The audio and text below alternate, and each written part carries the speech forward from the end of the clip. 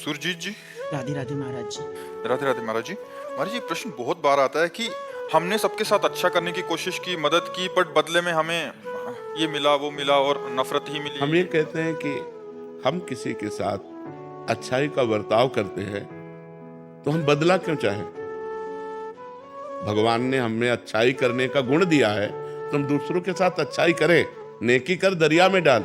हम ये क्यों देखें कि हम उसको पानी पिलाए, वो हमको थैंक यू बोले, वो हमें धन्यवाद बोले, वो हमारे साथ अच्छा आचरण करे। उसका बुरा स्वभाव है, वो बुरा आचरण करेगा। मेरा अच्छा स्वभाव है, मैं अच्छा आचरण करूंगा तो मुझे कभी दुख नहीं होगा और हम महान बन जाएंगे। हम लोग इसी में गिर जाते हैं कि हमने इसके साथ अच्छा व्यवहार किया, ये हमारे साथ बुरा कर रहा है, तो फिर हम उसके साथ बुरा व्यवहार की बात सोचने लगते हैं, तो हम अपनी अच्छाई से गिर जाते हैं।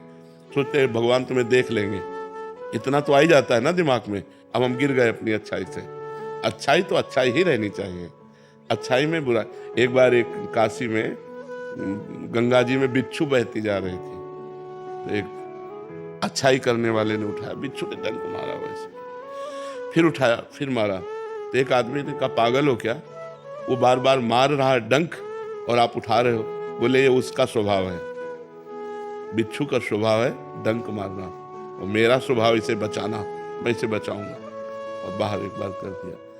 तो ऐसे जैसे गलत स्वभाव के लोग हैं, अब आप अच्छा बर्ताव करेंगे तो वो बेचारे करें क्या? उनके पास सामग्री इतनी है, वो आपकी अच्छाई का उत्तर बुराई से देंगे। आपको चाहिए अपनी अच्छाई बचाकर उनकी बुराई को वापस कर दें। वो बुराई आप पर हावी ना हो पावे, आप पर प्रभाव ना डाल पावे, तभी अच्छाई रहेगी। और ये तब हो सकता है जब हम भगवत भाव से करें। इनमें भगवान विराजमान है, तो हम इनसे बदला नहीं चाहेंगे, भगवान हमको देंगे। हमारी अच्छाई का फल हमें भगवान देंगे। ये क्या दे सकते हैं? ये बुराई ही दे सकते हैं। इस तो हम प्रसन्न रहेंगे।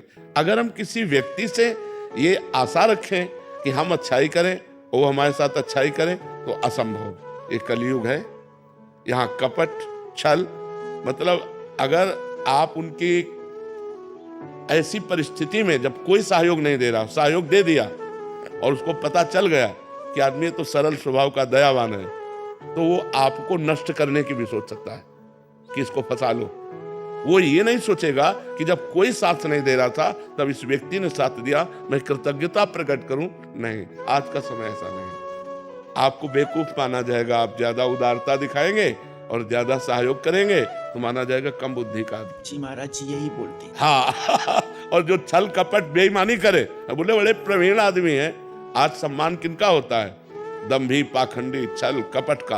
और सत्य से चलोगे तो बुद्धू कहे जाओगे। दूसरे को जरूरत पड़ी, अपनी जेब से निकाल के दे दिया। दूसरा भूखा है, अपना भोजन दे। इसको भगवान आदर देते हैं।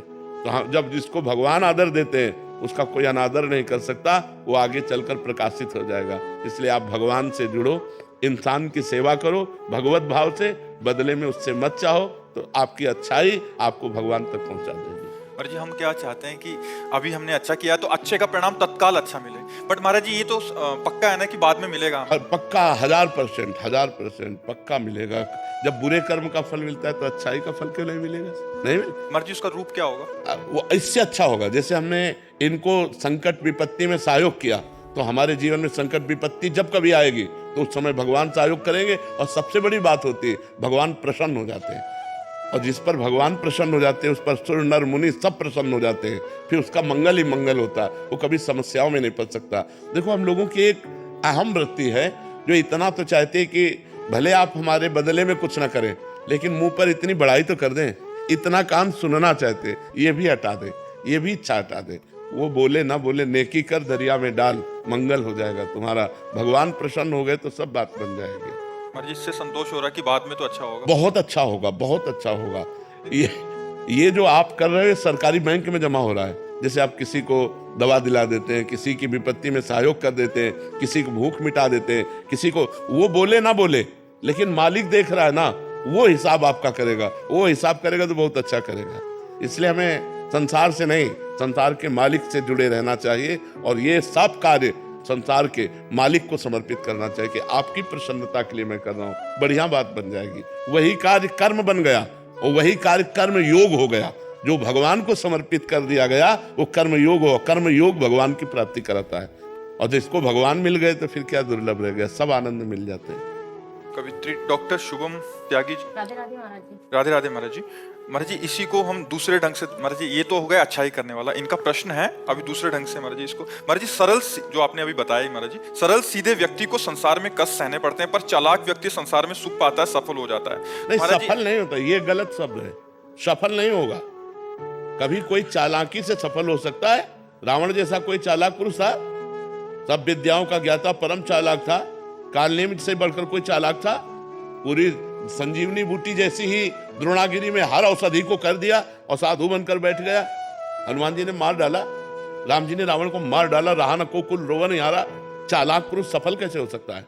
नहीं, सीधा सरल पुरुष कष्ट पा सकता है, पर सफल सीधा और सरल सच्चाई पर चलने वाला हो। जैसे धर्मराज युधिष्ठिर बिल्कुल सीधे थे, यहां तक इतने सीधे थे कि युद्ध क्षेत्र में कल कौन सी रणनीति है वो जाके दुर्योधन सीधे पूछ लेता था।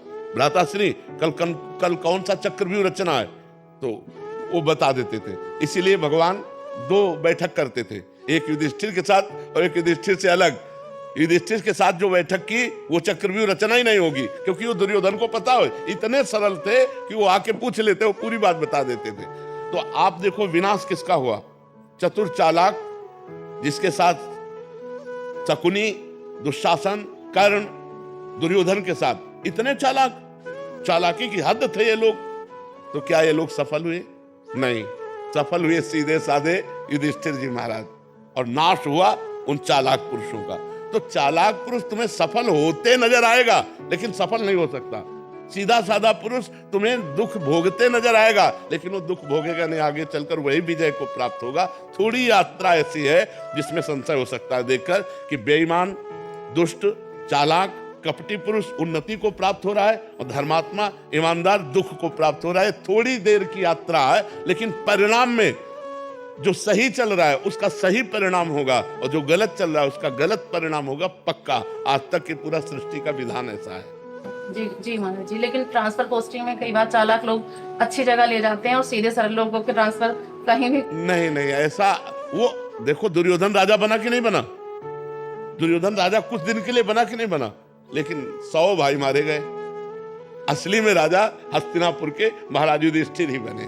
थोड़ी देर के लिए वो पद, वो दिखाई दे सकता है कि वो बेईमानी, चालाकी करके, फ्रॉड करके पद को प्राप्त कर ले, ऐसा हो सकता है, मान सकते हैं। उसका पुण्य उसको साथ दे सकता है, लेकिन परिणाम, जो जीवन का परिणाम है, वो ये पद नहीं है। मरोगे तो तुम्हारे साथ पद नहीं जाएगा, तुम्हारे साथ रुपया नहीं जाएगा, तुम्हारी अच्छाई जाएगी, तुम्हारे सत्कर्म जाएंगे।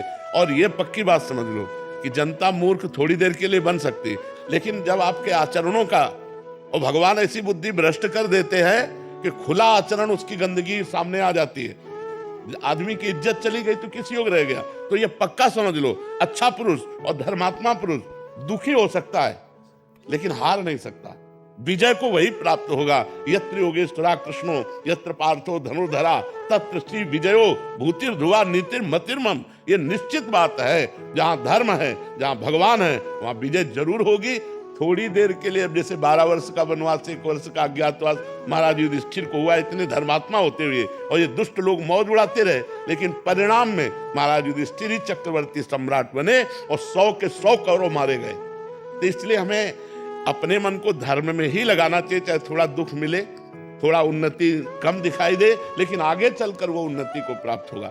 धर्मात्मा दीपक की तरह जलता है, पर वो जलता रहता है, और अधर्मी हाइलोजन की तरह जलता है, पर फ्यूज हो जाता है।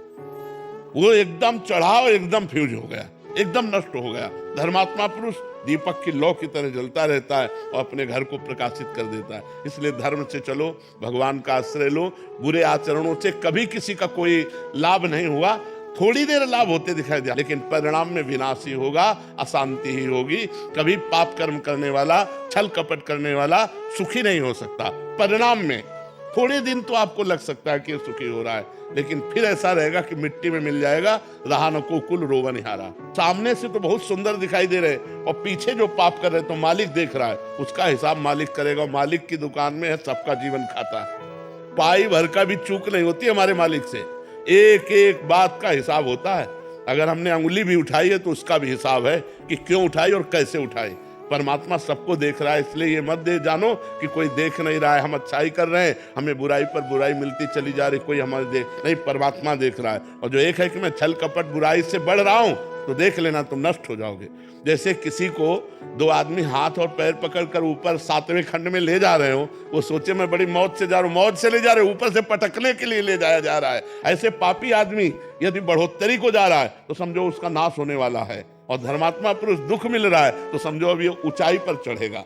तो आज तक जो हमारा इतिहास साक्षी है, जिसमें महापुरुष गए हैं, वो मार्ग सत्य है, वो अच्छाई है, वो परोपकार है। अगर इसमें चलेंगे तो हम महापुरुषों की गति को प्राप्त होंगे, अंतिम गति हमारी सुधर जाए, यही मनुष्य जीवन का लाभ है।